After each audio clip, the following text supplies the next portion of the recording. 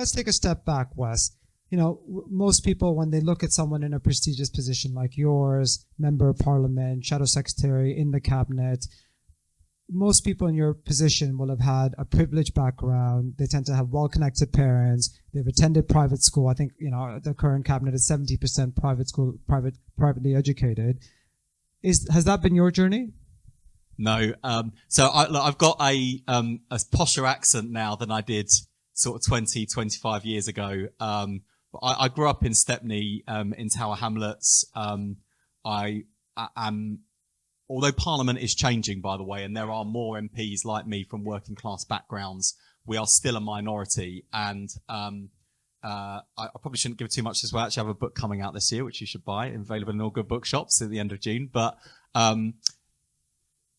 basically, I grew up on a council estate in Tower Hamlets, and that immediately makes me different from most MPs.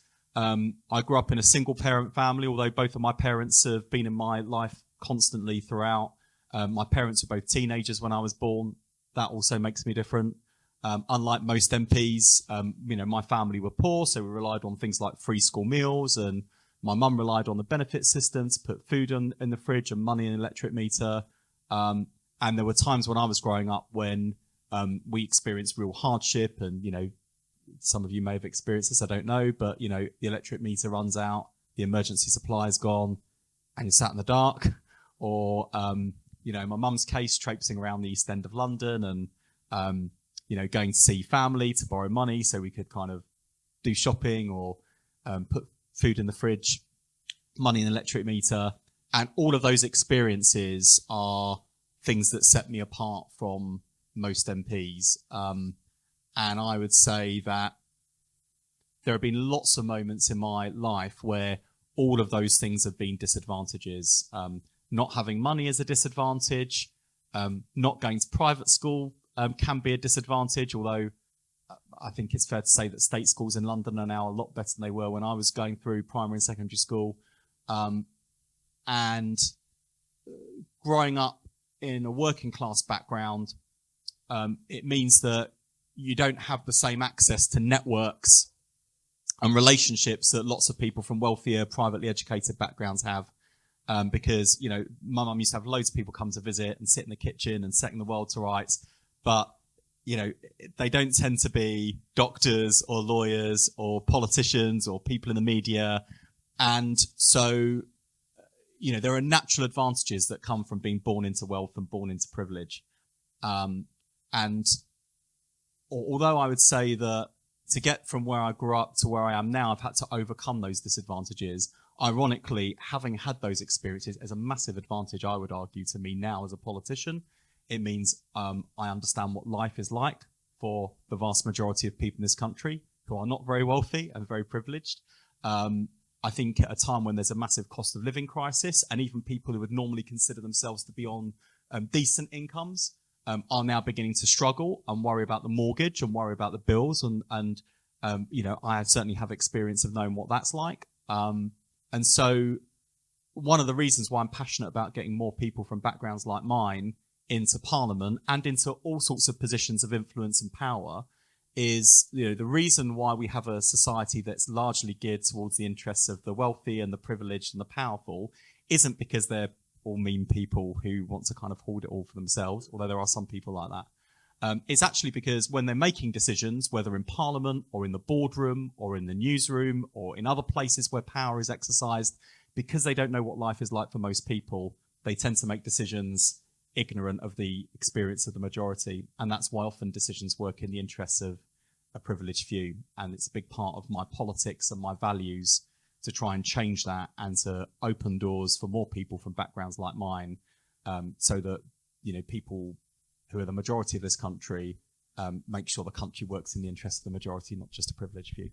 Thank you, Wes. I love what you said about kind of disadvantages turning into an advantage. We talk a lot about disadvantage here and how that becomes your superpower. And I totally agree with that. All the things that are top right now, you look different, you come from a different, the color of your skin is different, your religion is different.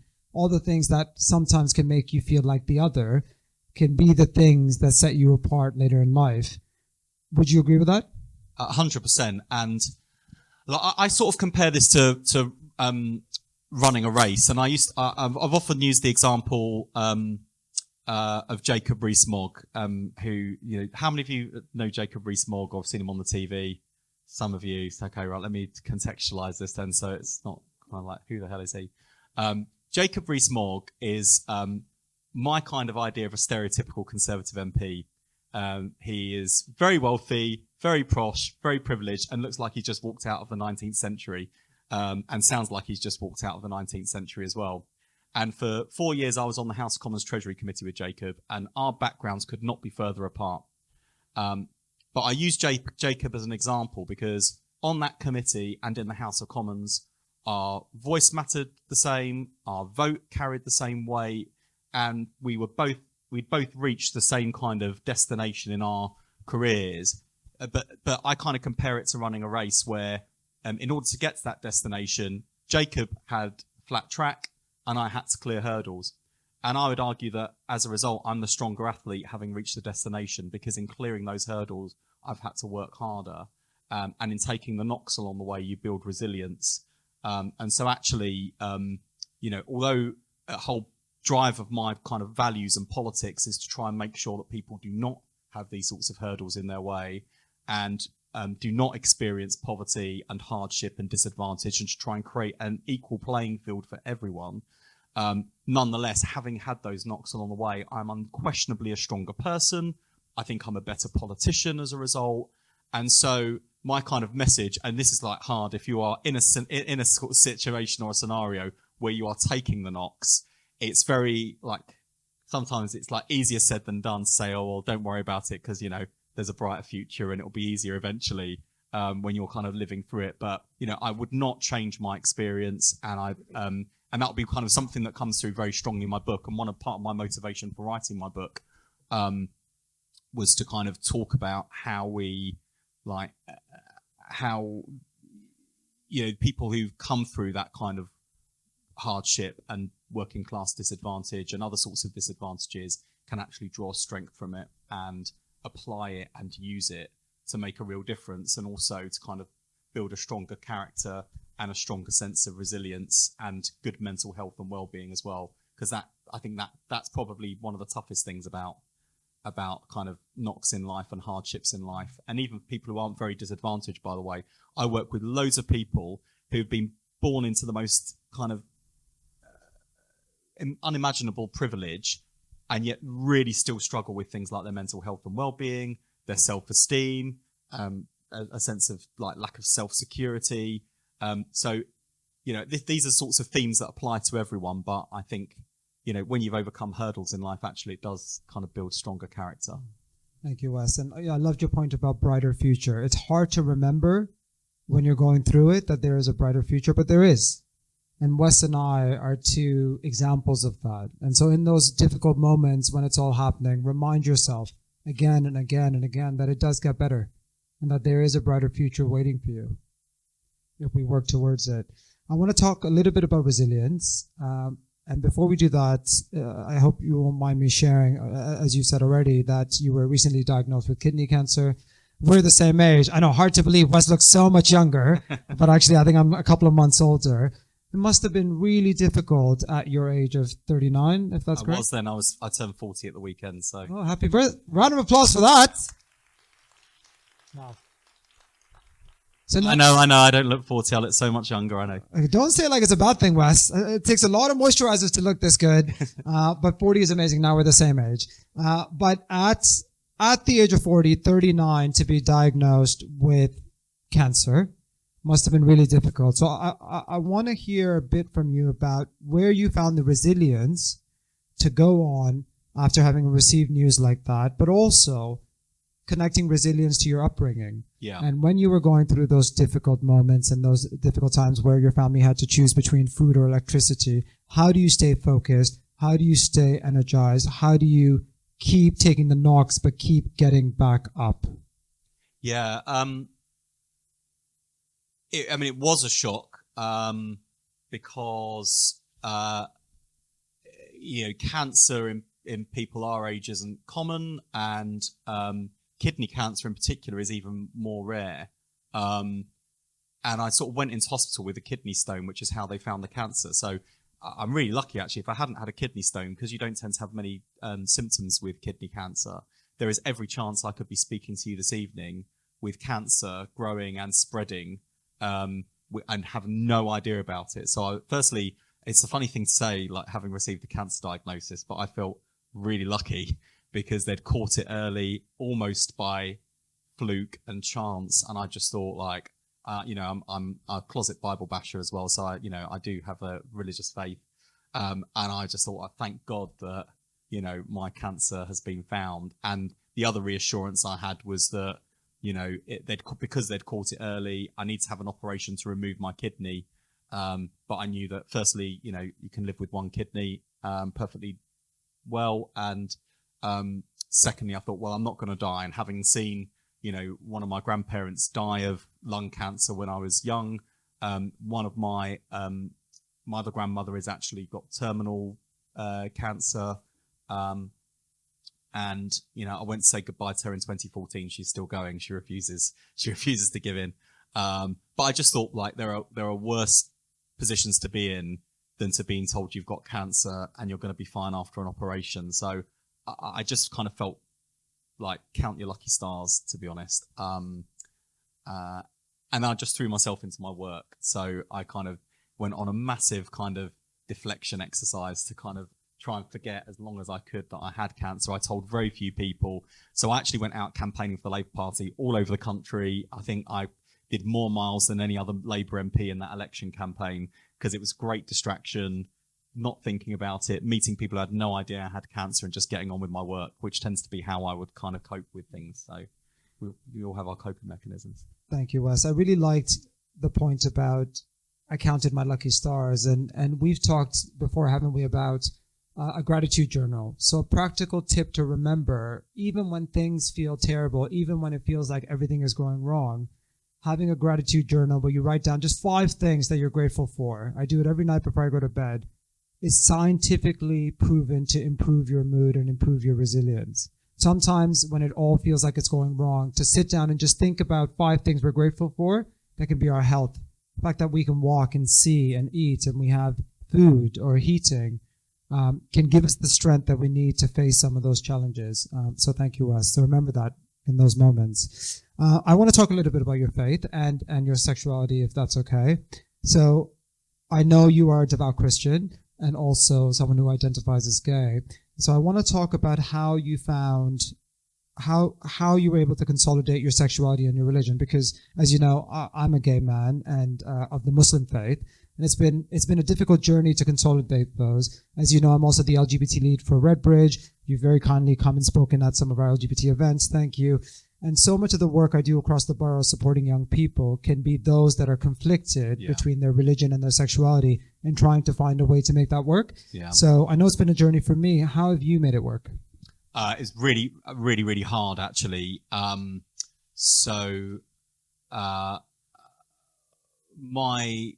faith, and I said this in Parliament this week because I'm a member of the Church of England, and our church is currently going through a debate about whether or not we should recognise same-sex marriage within the Anglican Church.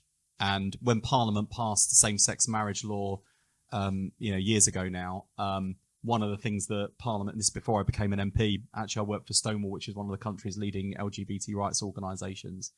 And at the time, there was an opt-out agreed where, in order to protect people's freedom of religious expression, no place of worship would be compelled to perform same-sex marriage, because there was an understanding and acceptance that orthodox religious teaching, whether in Christianity, Islam, Judaism, across all the major world faiths, often in some way, shape or form, there is an orthodox view that says this is against God's will. And sometimes it's an interesting aspect of life in modern Britain. In order to protect our rights and our freedoms, we have to recognise that sometimes those rights might come into conflict.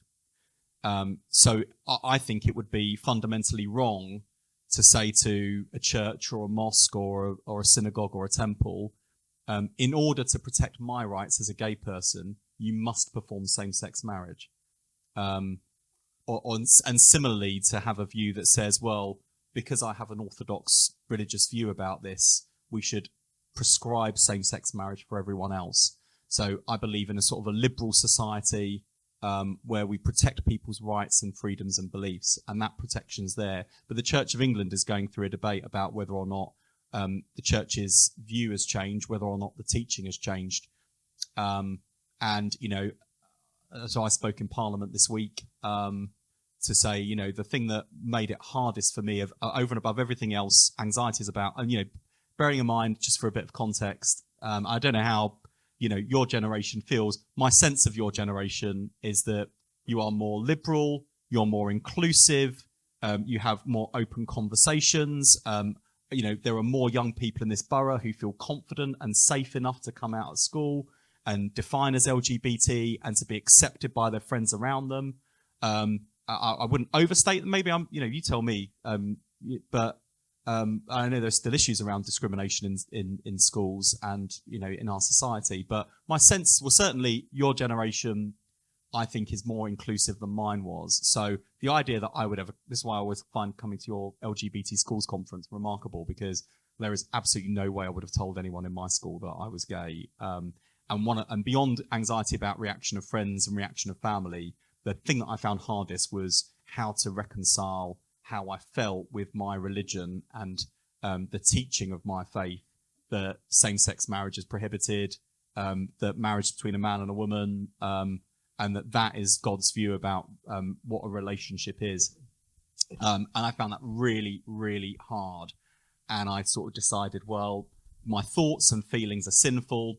And I tried desperately hard not to be gay for many, many years. And like lots of gay people in that position, actually made myself really miserable as a result. And it wasn't until I had the sort of the confidence and the courage to come out of university that I realized how constraining and how difficult it was trying to be someone I wasn't, how much of my emotional energy it was consuming, trying to be someone that I wasn't. And in the end, I came to the views, there's always been a sort of debate, is this nature or nurture? Are we born gay or do we choose to be gay? And I can't give you I can't point to the gay gene and say this is scientific. What I certainly can say is, like lots of gay people, I chose not to be gay for a very long time. And when I came out, I absolutely felt liberated. I felt comfortable in my own skin. And I've sort of reached not just I think when I came to talk about this years ago, I sort of said, I'm still not entirely sure where I stand on the theology of my religion, and it's still a source of conflict with my faith. I think I've actually come to the view that, you know, we're made in God's image, and I believe very strongly that this is how God has made me as a Christian.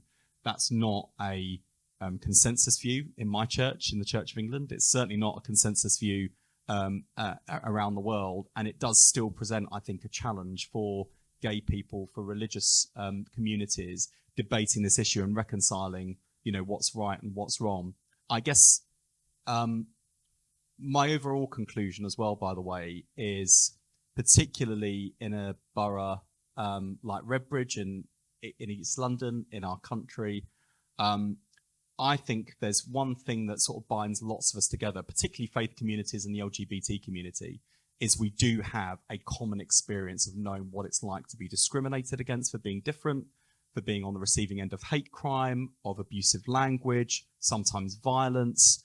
And therefore, you know, one of the reasons I've done loads of work in Parliament on fighting Islamophobia and tackling anti-Semitism and standing up for freedom of religious belief around the world is because I think those of us who are on the receiving end of discrimination, who know what that feels like, has a responsibility to stand up with and for other people who know what it's like to experience discrimination. So regardless of our religious viewpoints, for those of us in the room who are religious, I think there's probably one thing that is a common tenet of all of our major faiths, which is it's not our place to judge, it's God's, and we are told to love one another, to care for other people, and to show compassion to others. And so I think regardless of where people stand on their own faith and their own religious teaching, there is a common bond here of humanity and of acceptance and respect for others, including people who are different, have different beliefs and different lives and different experiences. And I think that's how in a diverse country and in a diverse world where people have different perspectives on this, you can have cohesion, you can have solidarity, and you can have a culture of inclusion and respect. Thank you, Wes. I love that. And I love, yep, round of applause for that. What a great answer. I loved your point about the similarities across all the different hate. You know, whether it's racism, whether it's LGBT phobia, whether it's sexism, whether it's Islamophobia, whether it's anti-Semitism, the foundation of it is similar. It's identity-based prejudice, that you are being discriminated against because of who you are. Oh, and it's also the same people coming for us, right? I'll just tell you a story. I've forgotten about this. This is not long after I was first elected. A stone's throw away from here, in Woodford, there was a Islamic community centre that was opening by the station. And someone basically, I think threw, if I remember rightly, threw a brick through the window and kind of pinned some bacon to the door. And so as the local MP, I spoke up against this and said this was a kind of terrible Islamophobic hate crime. The perpetrator should be brought to justice. The police got to take this all very seriously. And that was, you know, I think just a normal way for an MP to respond. And on the comments section of one of the local newspapers, some anonymous poster said, like, is this guy an idiot or what? Doesn't he realise that these people would throw him off the roof for being gay if they had the chance? And so I just replied saying, like, you must think I'm stupid not to realise that once you're done with the Muslims, you're not coming for me. And I think that's the other thing in terms of like the bigots and people who hate people in our society. You know, they might start with the Muslims first and then move on to the gays. They might do the gays first and then move on to the Muslims. They might go for the Jews. And increasingly, I'm glad you're kind of talking about that idiot on the internet. You know, misogyny and attitudes towards women, I think we are regressing as a society. And this is the thing, you know, hatred is hatred, bigotry is bigotry, whoever it's directed against, you know, once they've gone for one minority, they'll go for another. And so there is also kind of a common bond of experience there too, and a responsibility to stand up for each other. That's the kind of society that I want to live in and the kind of hatred that I want to defeat. Absolutely. Round of applause for that as well. Goodness.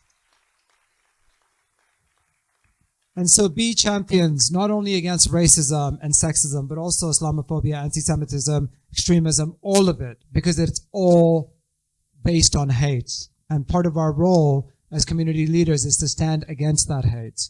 And if it's new to you, as Wes says, keep an open mind. But it's so important to be able to be there for each other and to be there for ourselves. And that's how we build strong communities. Wes, let's talk a little bit about university. So Council Estate to Cambridge University, what a journey. I want to talk a little bit about imposter syndrome, because as you saw, we take our kids to Oxford and Cambridge and also, you know, all sorts of corporate offices and City Hall and Parliament. And sometimes at the end of the day, the kids say to me, "Sir, thank you so much. I love that visit. But actually, I don't feel like I belong here. Yeah. No one here looked like me." So I want you to talk a little bit about what it was like being a Council Estate boy, going to Cambridge, any imposter syndrome that you had to face and how you overcame that, and what message you have for our young people about demanding those spaces in those places.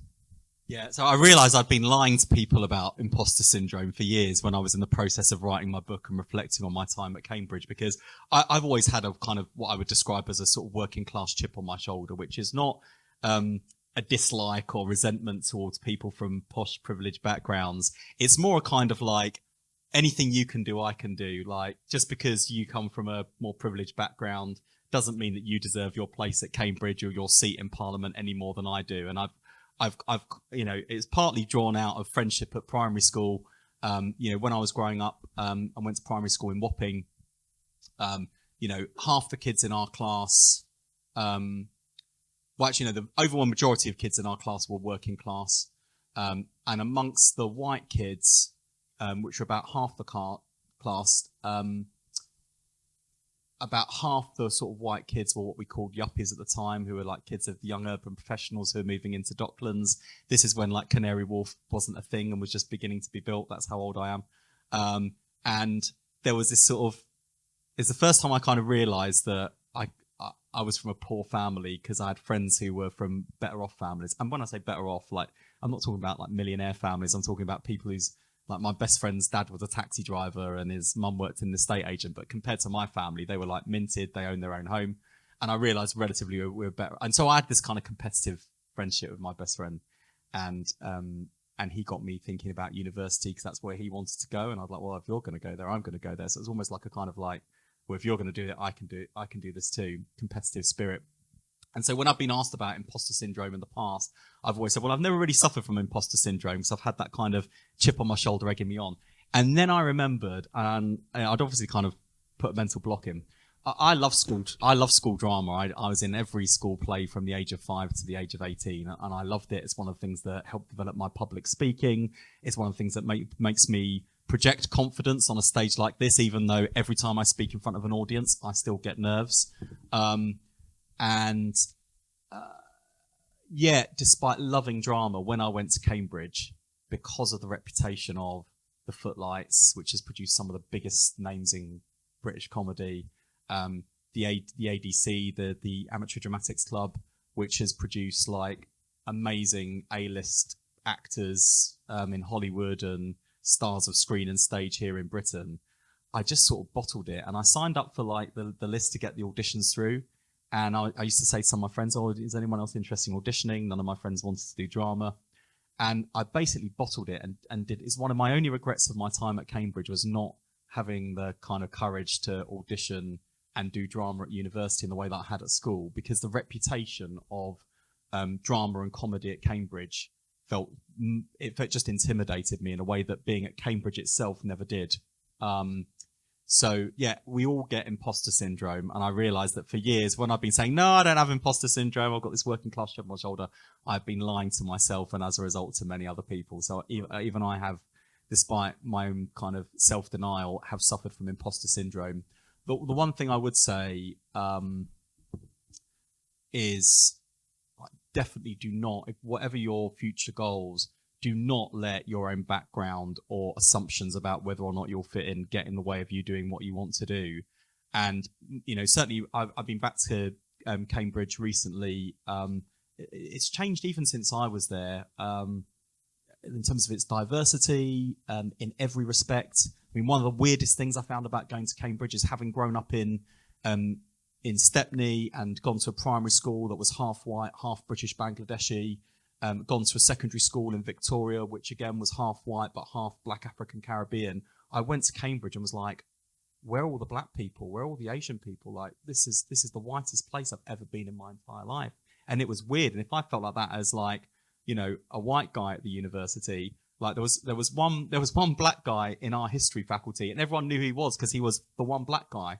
And I thought, oh, what's it like in his shoes? And he was also from private school, which is kind of how he was there. It's so different now. I mean, it's so much more diverse. And what you've got to remember is even if you're trying to break into a place where no one looks like you, you've got to be the first person to do it so that other people can follow in your path. Like I'm now a member of parliament in what is one of the gayest parliaments in the world, because there have been trailblazers who had the courage to stand up and be the first. And that was true of the first woman MP, the first Muslim MP, the first disabled MP. There are always people who break through the glass ceiling and allow other people to follow. Why shouldn't it be you? So you definitely never ever let your own background stop you from being where you want to be or thinking you won't fit in. Because the other thing that I found at Cambridge, although most of my friends were definitely kind of from better off backgrounds than mine, I was never made to feel out of place. And it was a place that made me feel so comfortable, so included, so welcome. It was the first place that I told someone that I was gay, and the first place that I felt able to be completely my authentic self for the first time in my life. Thank you for that, Wes. Thank you. I love Wes's point. The fact that you may be different is your superpower. That's why you need to be in that space, whether it's your place of work, whether it's university, whether it's your training, whatever your next phase is. The fact that you are different makes you special, makes you stronger. It means that those people need to hear your perspective because no one else has that perspective. So don't let that hold you back. Let that be the thing that drives you forward. And it's okay to be nervous. It's okay to feel imposter syndrome. I get up on this stage every week and I'm still nervous before I get up here. And that's okay. Use it as a positive, not a negative. Don't let it hold you back, because we need you guys leading this country and being in those leadership positions. You are the future leaders. And I'd much rather have you in those positions than what is historically and typically been. Yeah, I wish Parliament looked like this.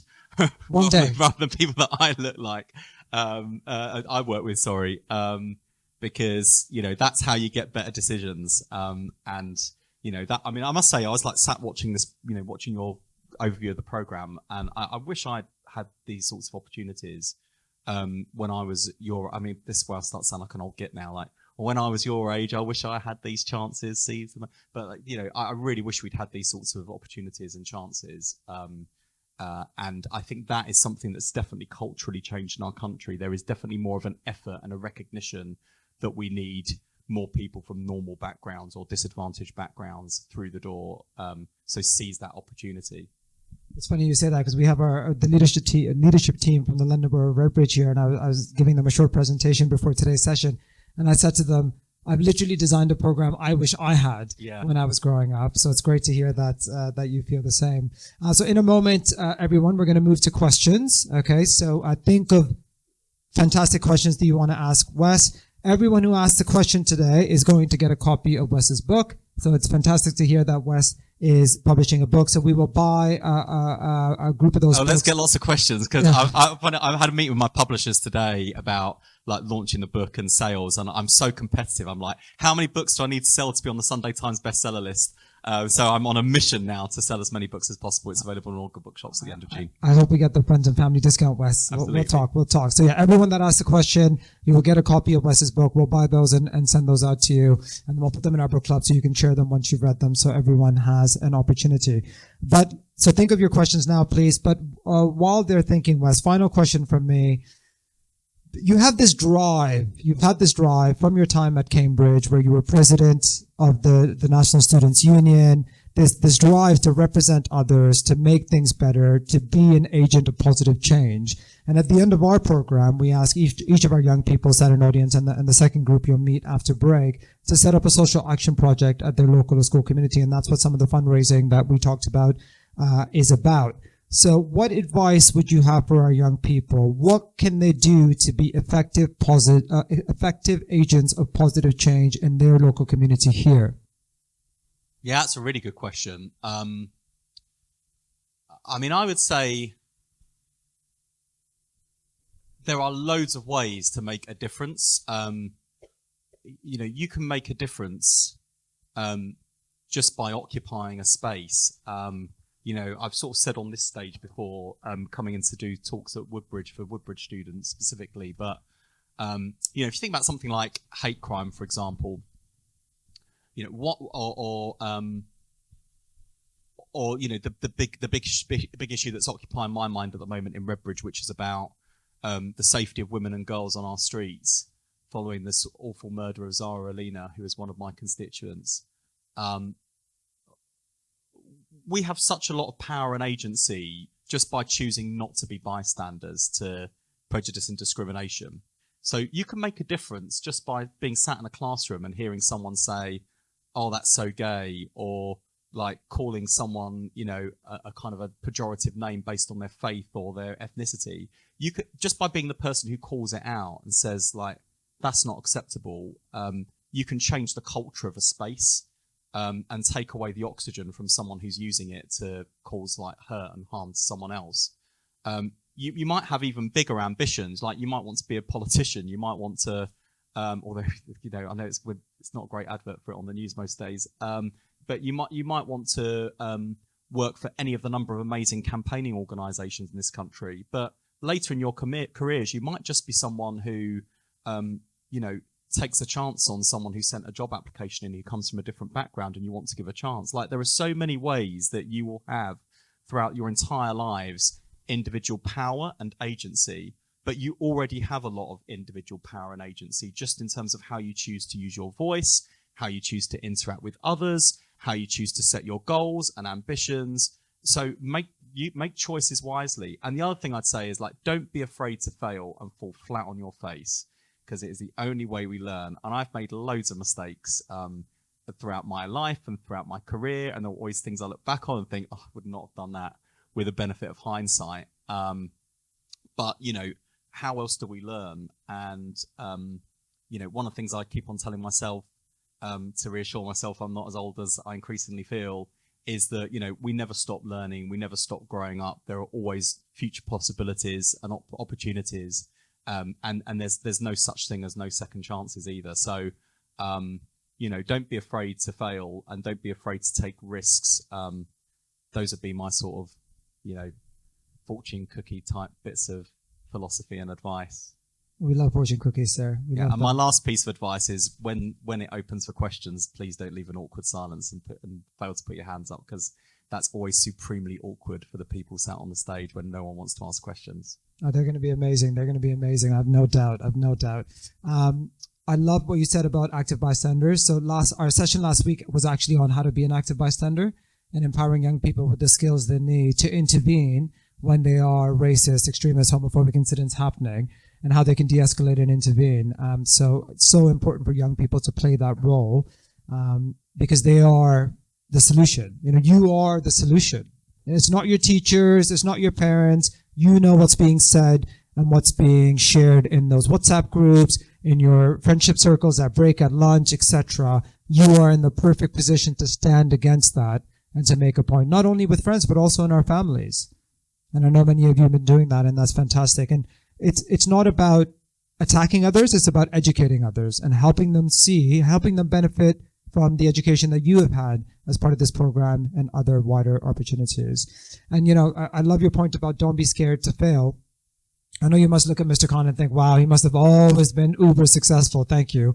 No applause needed. So modest as well. Dude, so modest.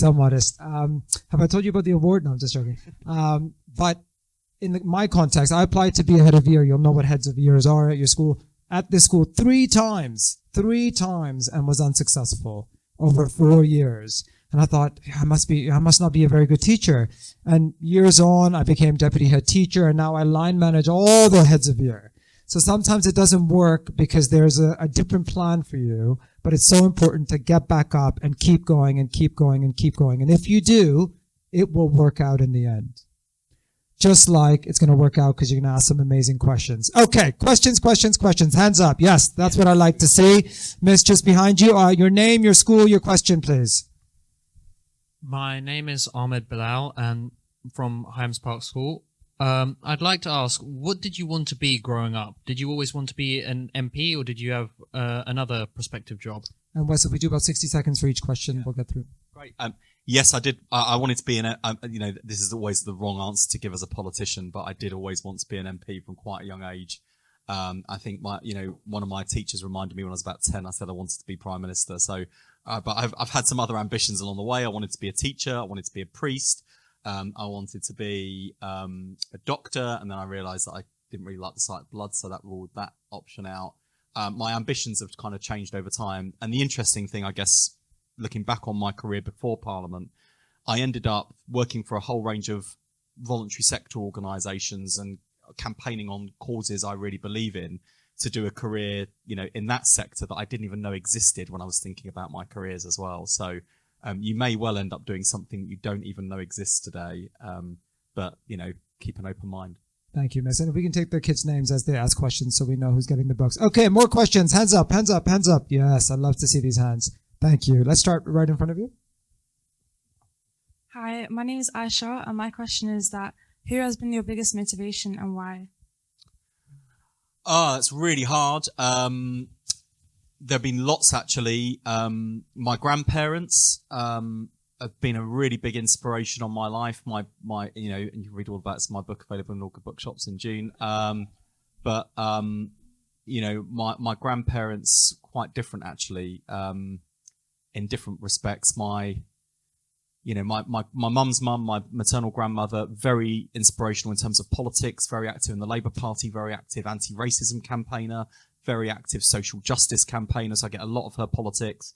My granddad on my dad's side, very Christian, very conservative, very anti-Labour. Didn't get my politics from him, but I got a lot of my certainly my faith, and a lot of my more traditional values around things like patriotism, belief in law and order, love of Queen, now King and country. So I'd say that they'd be my biggest inspiration. Teachers, really, really inspirational as well. I recently was put back in touch with my old head teacher from primary school, who made such a transformational difference to my life and journey. And then there are political role models I look to as well, and people who are really inspiring me in politics. But actually, I'd say without those role models in my family and at school, I think, you know, I probably wouldn't end up being here today. And that's before I talk about, you know, my grandparents who spent time in prison. Yeah, I read that. Did I read that your grandma was pregnant with your mom while she was in prison? Oh, Yeah. that's fascinating. I mean, Yeah, that's why this is going to be a not very traditional political memoir, and why I hope the book will do well. even more reason to read it. Honestly, I could not stop reading about you. Yeah. It's fascinating. Okay, next. Well, every time I ask, there's more hands up. Excellent. Mr. Koo, wherever you want to go, miss, what you think is best.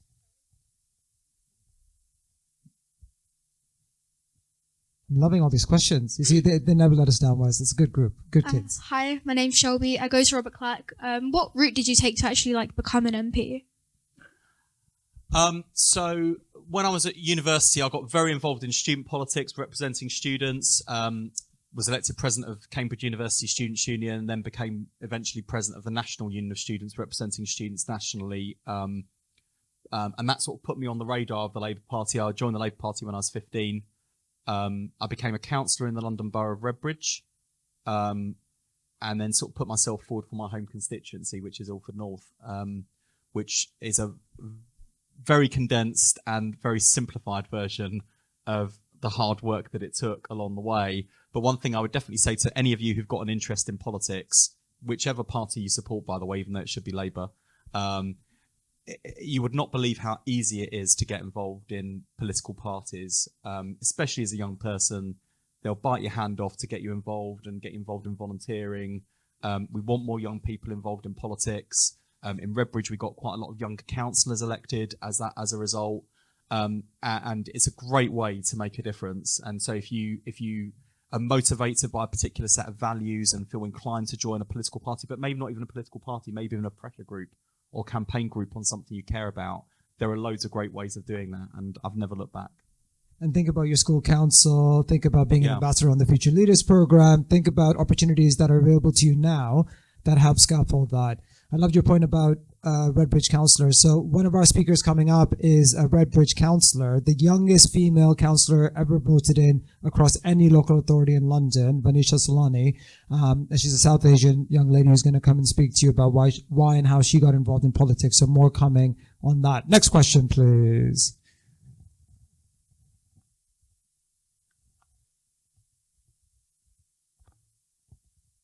Okay, name and question. Yep. If you became Prime Minister, theoretically, what would be the first policy you would implement? And I'm Alexandra from Trinity Catholic High School. Sorry, I was meant to say that earlier. That is a great question. I think the first thing I would do is bring back the kind of the law and the target to end child poverty within a generation. The last Labour government had a ambition to end child poverty by 2020. We had almost achieved our goal of halving child poverty in Britain by 2010, and seeing that progress not just stall but slip into reverse. So there are now more children in poverty now than there were when we left office is one of the things that just infuriates me. And I take a view that if you can eradicate poverty in childhood, you create much better life chances thereafter. All of the evidence says that. So that would be my number one goal and the thing I actually care most about in politics.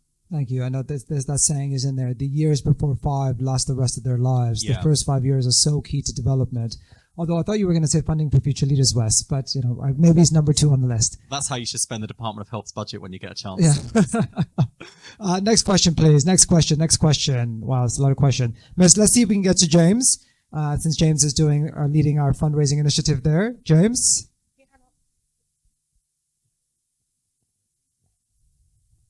Yes, sir. James, name, school? My name is James. I go to Ilford. What A-levels did you do? What A-levels did I do? I'm not. And what course did you do at uni to build your future? Yeah, so I did history, government and politics and religious studies at A-level. And then I read history at Selwyn College, Cambridge. Loved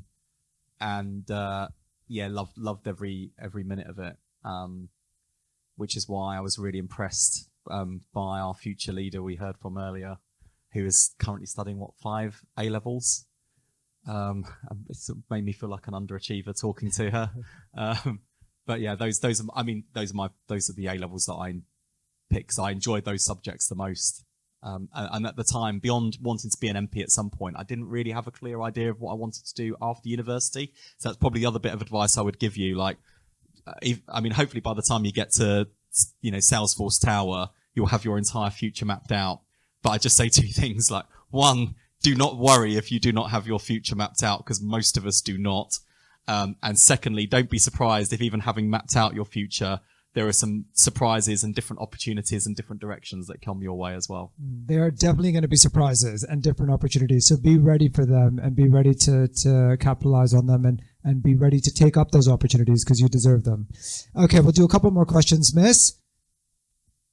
Adam looks very excited with his question. Adam, you don't even need a mic.